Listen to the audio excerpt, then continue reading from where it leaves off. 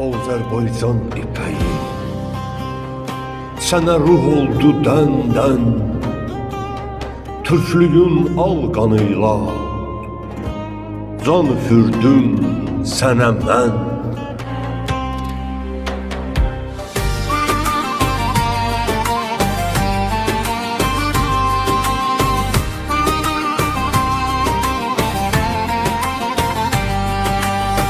Azərbaycan ipəyi sənə ruh oldu dəndə, türklüyün alqanıyla can üfürdüm sənə mən.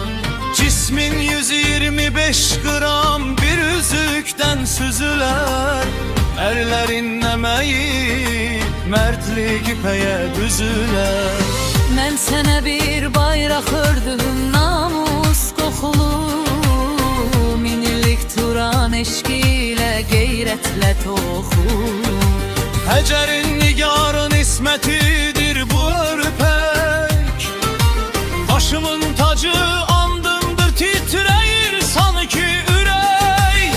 Yeləni uca dağlardır aşılmaz sipərim, xonçası kainat sirri bəxtindir hünərim.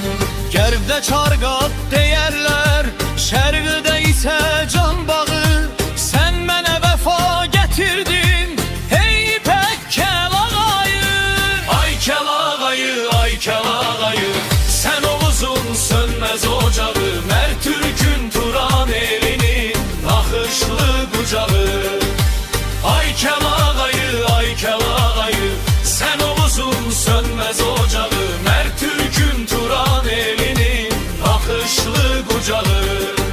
Şah buta, saya buta, kainatın aynası, sülhün ağ bayrağısan, namusun səs sədası.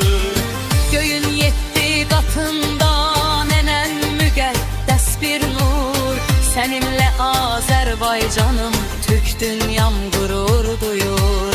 Elçilikdə qırmızı kəlağayı gətirdim, eşkimi bir nişan üzüyü içində bitirdim.